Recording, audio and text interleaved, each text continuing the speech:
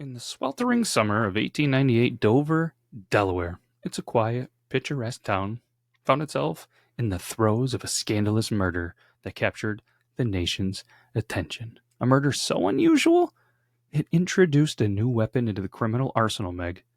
The United States Postal Service. Ooh. This is a story of betrayal, obsession, and deadly sweets.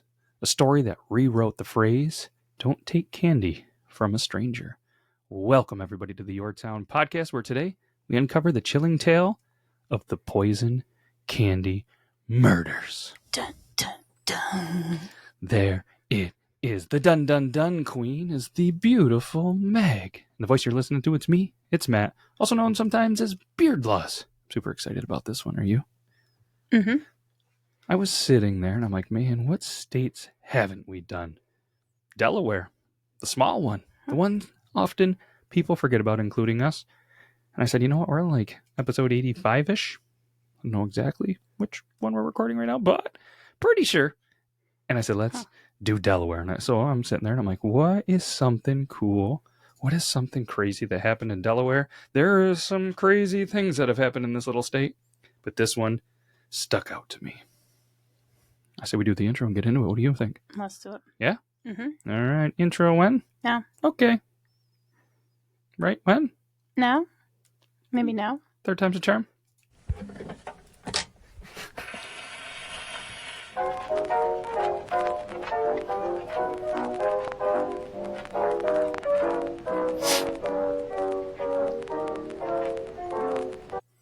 Good news. A while back we said, hey, for $50,000, Meg will start being on camera. And guess how much we have made? Not that much.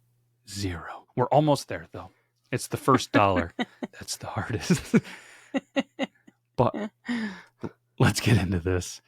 Every great tragedy starts with love. Mary Elizabeth Pennington and John Dunning seemed like a storybook couple. Kind of like Meg and Matt. M&M. Where do you think they got the sweet treats from? She, the devoted daughter of a congressman. He's a rising star. He's a journalist. They're happy. They're peaceful. And their start in Dover, well, it didn't really stay happy and peaceful for too long. It all changed when they moved to San Francisco. Isn't there like a treat? San Francisco treat. What is that? Is it rice? It's not rice. What is it? Coffee? I don't know. It's something. Let us know in the comments what I'm trying to sing, because I can't think of it. But they moved to San Francisco because Dunning, the journalist, needs to move there for his career. The West Coast held promises of excitement. But for John, it meant temptation. Alcohol, gambling, women. It became his world. Among these was the charismatic Cordelia Botkin, a woman whose passion burned too fiercely. She was born in 1854 in Polk County, Missouri. Later, she moved in with her family to California, where she married a man named Welcome Botkin. Together, they had one son. His name was Welcome? Yep. What a strange name. It is. I heard he was the inventor of the welcome mat, but I could be wrong, because I made it up. But you're welcome to join me in the rest of this episode, Mr. Botkin. That's how you'd say it, right? Botkin? Mm-hmm. Okay. Let's fast forward to 1895. Cordelia Botkin crossed paths with John Preston Dunning while he was enjoying a bicycle ride through San Francisco's Golden Gate Park. At the time, Botkin was 41 years old, 9 years older than Dunning. Both were married, but the connection between them was immediate and intense. Dunning, a talented and highly respected reporter for the Associated Press, had built a stellar career, completing prestigious overseas assignments in Samoa and Chile. Chile. See how I fancied it up? Mm-hmm. Some people just say Chile. Chili, like with my beans and my meat, my venison. But either way, Chile, fancy. His dedication and skill had earned him the position of superintendent for the Associated Press's Western Division Bureau in San Francisco. That's a heck of a title. Mm-hmm. Cordelia and Dunning's affair, it spanned for years. But when his gambling debts cost him his career and the marital problems, he left her upset and outraged. Been a lot of songs throughout the decades about making a woman mad. and he probably shouldn't have done that. Mhm. Mary Elizabeth, though, the first wife, his wife, who followed him all the way to California, decides she had enough. 1986, she returns to the home of her father, former Congressman John B. Pennington, with their daughter, leaving Dunning to wallow in his ruin. By this time, Botkin had become Dunning's lover and near permanent companion. Estranged from her husband, a grain broker in Stockton, California, Botkin still received financial support from him through regular remittances. That's kind of messed up. Huh. Leaves him, still getting money. So Dunning can probably gamble and drink it away because his life is just spiraling out of control. He's a very heavy drinker at this point. He's a compulsive gambler. And he was fired from the Associated Press after embezzling $4,000 in office funds to cover his mounting debts. His reputation followed him, leading to dismissals from newspapers in both Salt Lake City and San Francisco due to his persistent drunkenness. He had nowhere else to turn. He eventually moves into the Botkins Hotel. The affair totaled for 3 years and ended when Dunning was assigned to cover the Spanish-American War. It was a fresh start as the agency's lead reporter. He chose this moment to cut ties with Cordelia and reconcile with his wife. For Cordelia, this was unforgivable. If she could have him, no one could. It's Cordelia. That's what I meant to say. I'm really good with names. That's why. So every time we say it, you got to jump in. I'm going to say, I was going to call her a bad name. We'll go with Mrs. Botkin. Because she's still Mrs. Botkin at this point, right? I think so. And that's easier to say. Let's jump over to Dover. That's where we're at.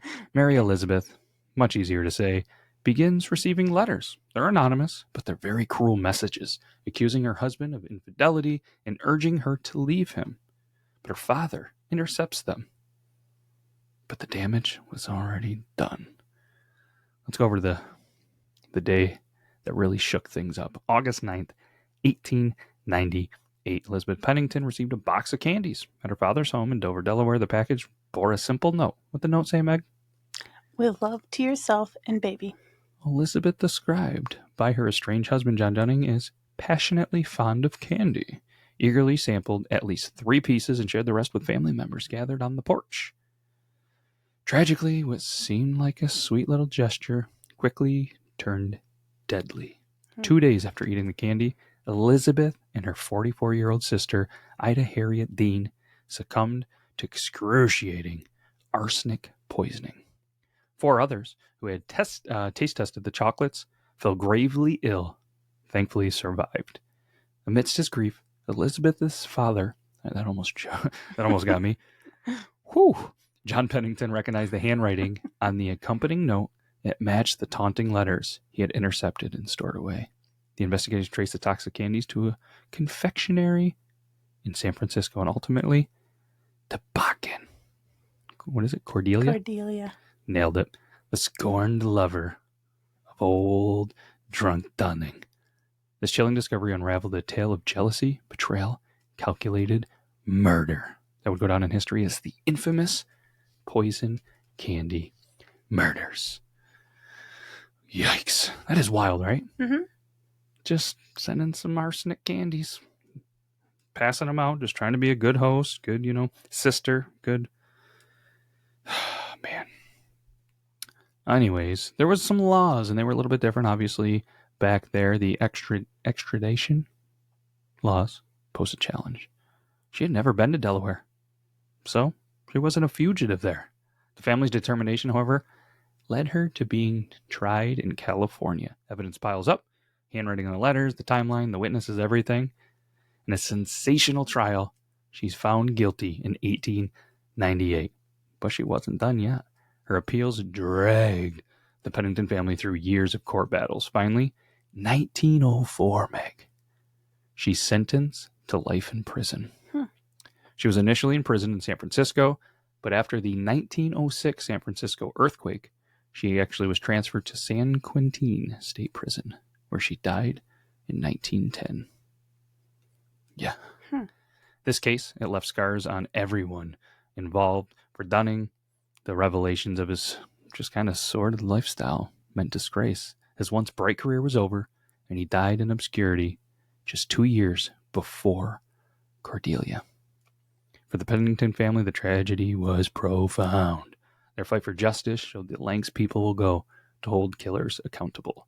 And the Poison Candy murders became a cautionary tale for the ages, a grim reminder of what love and obsession can drive someone to do.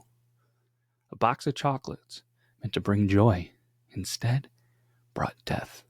A woman scorned unleashed devastation across state lines, using the mail as her weapon. This case not only shocked the nation, but also changed the legal landscape, showing how love can curdle into something truly toxic. I mean, it's unreal, right? Mm-hmm. I mean, old Dunning. Now is he not accountable for anything? I know he didn't do it, but like, at the end of the day, he did it. Mm. And thankfully, I mean, with, her father being a congressman, he was able to probably pull some strings, get her tried there in California instead of Delaware. And, thankfully the laws have changed and evolved quite a bit since the early 1900s. But life in prison, that's what you get for sending arsenic. Arsenic. I'd have to imagine, but maybe not. And I'm sure there's people in there who'd be like, oh, you're so stupid. Wouldn't arsenic candy taste a little different than chocolate? Like, does arsenic have a taste? Oh, I've never Or a tasted smell? it. I mean, obviously, I'm not trying to give you any ideas. I mean, we got a lot of candy in there, so if you start handing me candy, but I would have to imagine, like, it's gotta have a taste or a smell or something. Yeah, I'm right? not really sure. Let me see here. Does arsenic have a taste? No. Oh, okay. Doesn't have a taste, smell, or color. Hmm. That is scary. It's a natural occurring element that can be found in rocks and soil. Alrighty then. I don't like that one bit. But what I do like is you for taking some time out of your day. I mean, how else can we thank you for joining us on the dark journey into Dover, Delaware's past? I mean, make sure to follow us if you want. We're gonna have some more tales. We're gonna have some history in some states. We're closing in on 52 states. All of them. We're gonna do them all. We're an international podcast. We've done Canada, some other stuff too. So go check them out. We got some sources, Wikipedia, and Y with an extra Y, WHYY.org. We do have a quote. You want to read the quote, Meg? Sure. It's a good one. My mom always said life was like a box of chocolates. You never know what you're going to get. It's hard to just not say it in his accent, isn't it? I know. Who was that by? The one and Forrest only Gump. Forrest Gump. I mean, when you're thinking box of chocolates, do you think anything else besides Forrest, or is it just me? No. It was a good one, right? You. Very fitting. So, all right, Yore Townians, thank you so much. We'll be back next week. I hope every single one of you enjoy your Thanksgiving, whether it's Canadian Thanksgiving. That's already happened, hasn't it? I think so. Did it? Oh, did we forget to wish Canada a happy Thanksgiving? Canada Thanksgiving. Yeah, it was October 14th. Happy belated Thanksgiving, Canada. I know we're an international podcast and we've done shows up there. I'm sorry. But for us Americans, hopefully you have some time with some family, some friends, whatever it is that you do. Eat some turkey or don't. I'm not the boss of you. Do some Black Friday shopping. Do some Black Friday shopping. Do it local. Check out those local Black Friday. Yes, I agree. Yeah, we do all our, not that you guys probably care, but we do a lot of our shopping locally. I think I prefer Cyber Monday. Yeah? I'd rather shop from home. Well, there goes that whole support local. Well, I do like supporting local. I That's know. different. I don't like going to the big stores. Yeah. With all But don't. the hype of it. Yeah, don't go ahead and ruin your Thanksgiving to go wait in lines at stores. Enjoy time with family. A lot of the sales go on all weekend. So I know Black Friday deals are on Amazon now from the 21st to the 29th. It's crazy. But either way, what are you most looking forward to for food? for food? Yeah, Thanksgiving. It's a tough one. It's tough. I'm a sucker for turkey. I want that turkey. I want those veggies. I really just love some homemade bread. You do. Homemade rolls. You do. Dipped in a little gravy, maybe. Ooh. My mom's pies are really good too, though. We're gonna have ourselves a day. So, and hopefully you do as well. Happy Thanksgiving. Careful for that arsenic chocolate. I'm gonna eat bread. Eat that bread. But that's all we got. You got anything else? No. All right. We'll be back next week. Take care, everybody. Hopefully, you don't gain too much weight from the Thanksgiving. And if you do, good for you. We're out. Okay, bye. Sweatpants. Sweatpants. Yeah. Oh, wear sweatpants and go for a walk after you eat too much. That's the key. Yes. All right. Take care, everybody. Bye-bye. Bye.